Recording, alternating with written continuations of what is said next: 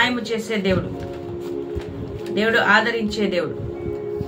నిర్గమాకాండము 23వ అధ్యాయము 22వ వచనం. నిర్గమాకాండము 23వ అధ్యాయము 22వ వచనం. అయితే నీవు ఆయన మాటను జాగ్రత్తగా విని నేను చెప్పినది యావత్తు చేసినడలా నేను నీ శత్రువులకు శత్రువును, నీ విరోధులకు విరోధినై యుందును. హల్లెలూయా. దేవుని నామానికే మహిమ కలుగును గాక. నీవు ఆయన మాట జాగ్రత్తగా విని నేను చెప్పినది యావత్తు చేసినడలా నీ శత్రువులకు శత్రువును, నీ విరోధులకు విరోధిగా ఉంటాను అని మాట్లాడుతూ ఉంటున్నాడు. మనకు తెలియకనే అనేక మంది శత్రువులు మనకున్నారు. మనకు తెలియకనే ఎంతో మంది విరోధులు మనకున్నారు కదా. ఎన్నో రకాలుగా ఇబ్బంది పడుతూ ఉంటున్నాం.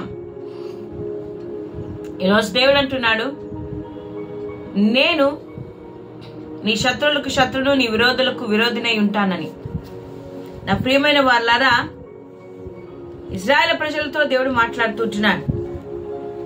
ఇజ్రాయేల్ ప్రజలను దేవుడు బానిసత్వంలో నుంచి తీసుకొని వచ్చిన తర్వాత వారిని అరణ్య యాత్రలో దేవుడు వారికి తోడుగా ఉండి వారి పితరులతో వాగ్దానం చేసిన భూమికి వారిని నడిపిస్తానని చెప్పిన దేవుడు వారిని నడిపిస్తూ ఉండగా మార్గ మధ్యంలో ఎన్నో ఇబ్బందులు, ఇరుకులు పడ్డారు. దేవునికి విరోధంగా ఎన్నో పనులు చేశారు. అయినప్పటికీ దేవుడు వారి మీద ప్రేమతో వారిని నడిపిస్తూ వచ్చాడు. కానీ ఇక్కడ ఆయన అంటున్నాడు, ఇదిగో వాగ్దాన భూమిలోనికి నేను నిన్ను పంపబోతున్నాను. ఇదిగో నేను నీ కొరకు యుద్ధము చేస్తాను, నీకు ముందుగా నేను దూతను పంపుతాను అని దేవుడు మాట్లాడుతూ ఉంటున్నాడు. నా ప్రియ సహోదరుడా, సహోదరి, దేవుని బిడ్డ, వాగ్దాన భూమిలోని పోయేక ముందు శత్రువులు ఎంతో మంది ఉన్నారు. అమోరీలు, హిత్తీలు, పెరిసీలు, కనానీయులు, యోబుసీయులు, వీళ్ళందరినీ కూడా ఆ దేశంలో నుండి నేను వెళ్ళగొడతాను అని దేవుడు మాట్లాడుతూ ఉంటున్నాడు. వారితో అంటున్నాడు, ఇదొక్కటే కాదు, కానీ ఇదిగో ఎవరైతే నా మాటలకు లోబడి, నా ఆజ్ఞలకు, కట్టడలకు లోబడతారో వారి పక్షాన నేను ఉంటాను. అట్లాంటి వారికి శత్రువులకు శత్రువును, విరోధులకు విరోధినై ఉంటానంటున్నాడు. నా ప్రియ సహోదరుల, సహోదరి, దేవుని బిడ్డ, ఆయన యొక్క మాటలకు జాగ్రత్తగా వినాలి. మనం ఈరోజు ఆయన మాటలు వినకుండానే క్షేమము కావాలి, భద్రత కావాలి, విజయము కావాలి, ఆరోగ్యము కావాలి, సమాధానము కావాలి, అన్నీ నేను పొందుకోవాలి అనుకుంటున్నాం. అది కుదరదు. నా ప్రియ దేవుని బిడ్డలారా, ఇదే నిర్గమకాండం 23వ అధ్యాయంలో మనం చూసినట్టయితే మొదటి నుంచి మనం చదువుకుంటూ వస్తే దేవుడి మాట వినమన్నాడు కదా. నువ్వేవేవి చేయకూడదో అవి చేయకుండా ఉంటేనే దేవుడు నీకు సహాయం చేసేవాడిగా ఉంటాడు. ఆ 22వ వచనం ప్రకారము ఆయన కార్యాన్ని చేయగలుగుతాడు. లేని వార్తను పుట్టింపకూడదు, అన్యాయపు సాక్ష్యమును పలుకుటకై దుష్టితో నీవు కలయకూడదు, దుష్కార్యము జరిగించుటకై సమూహము వెంబడింపవద్దు, న్యాయము త్రిప్పివేయుటకు సమూహముతో చేరి వ్యాజ్యములలో సాక్ష్యము పలకకూడదు. నీ శత్రువు ఎద్దులైనను గాడిదలైనను తప్పిపోచుండగా అది నీకు కనబడినలా అగత్యముగా దానిని తోలుకొని వచ్చి వానికి అప్పగింపవలెను. దరిద్రుని వ్యాజ్యములో న్యాయము విడిచి తీర్పు తీర్చకూడదు. అబద్ధమునకు దూరముగా నుండుము. లంచము తీసుకొనకూడదు. లంచము దృష్టి గలవానికి గ్రుడ్డితనము కలుగజేసి నీతిమంతుల మాటలకు అపార్థము చేయించును. పరదేశిని బాధపరచొద్దండి. మీరు ఐగుప్తు దేశంలో పరదేశులై ఉన్నారు కదా. అని దేవుడు అంటున్నాడు. అది కాకుండా మీరు వేరొక దేవుని పేరుని ఉచ్చరింపకూడదు, అది నీ నోట నుండి రానియకూడదు అని దేవుడు అంటున్నాడు. నీవు దేవుని దృష్టిలో దేవుని వాక్యానుసారంగా దేవుని ఆజ్ఞలకు లోబడి దేవుని కట్టడలను అనుసరించి ఆయన సన్నిధిలో జాగ్రత్తగా ఉండి ఆయన మాట వినాలి. ఆయనకు కోపము రేపవద్దు అని దేవుని వాక్యము సెలవిస్తుంది. ఈరోజు మనం ఏం చేస్తుంటున్నాం? దేవుడు ఇన్ని రకాలుగా మనతో మాట్లాడుతున్నప్పటికీ కూడా మనం ఏం చేస్తున్నామంటే ఇష్టానుసారమైన జీవితాన్ని మనం జీవిస్తూ ఉంటున్నాం. మనకు ఏది కావాలో ఆ రీతిగా బ్రతకాలని ఆశపడుతున్నాం. మనము దేవుని వాక్యాన్ని నిర్లక్ష్యము చేస్తూ దేవునికి కోపం పుట్టిస్తూ ఉంటున్నాం. నా ప్రియమైన దేవుని బిడ్డలారా, ఆయన అంటాడు, నీవు దేవుని మాట జాగ్రత్తగా విని, ఇవన్నీ మనము జాగ్రత్తగా వినాలి.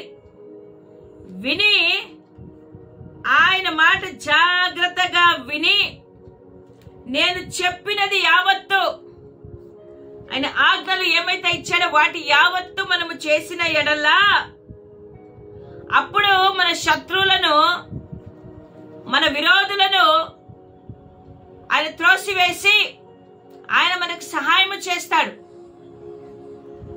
నా ప్రియమైన వాళ్ళారా, ఆయన అంటున్నాడు, ఏ వాగ్దాన భూమిలోకి నేను పంపాలనుకున్నానో ఆ ప్రాంతంలోనికి మీరు పోవడానికి నేను మీకు సహాయం చేస్తాను.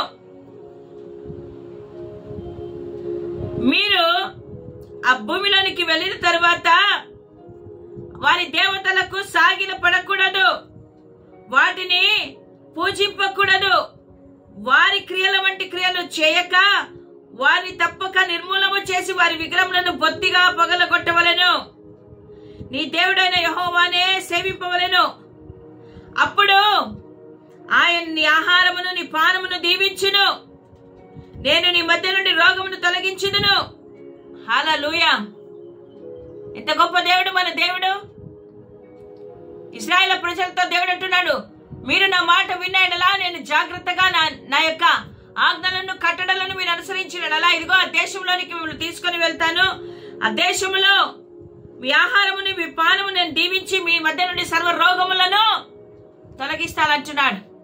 ఉదయకాలం అదే సజీవుడైన దేవుడు నీతో నాతో మాట్లాడుతుంటున్నాడు. నీవు ఆయన మాట చక్కగా విని దాని ప్రకారము నువ్వు నడుచుకొని నడలా నీ శత్రులకు శత్రువుగా ఆయన ఉంటాడు. నీకు విరోధులకు విరోధి అయి ఉండి ఆయన నీ జీవితంలో అద్భుతము ఆశ్చర్య కార్యాలను చేయబోతుంటున్నాడు. నీ ఆహారమును నీ పానమును ఆయన దీవించి నీ మధ్య నుండి సర్వ రోగములను తొలగించి ఇదిగో నీకు ఆయన సహాయము చేస్తాడు. నన్ను బట్టి మనుషులు నీకు భయపడినట్లు చేసేదను. దేవుని బట్టి మనుషులు మనల్ని చూస్తే భయపడేలాగా దేవుడు చేస్తానని వాగ్దానం చేస్తూ ఉంటున్నాడు.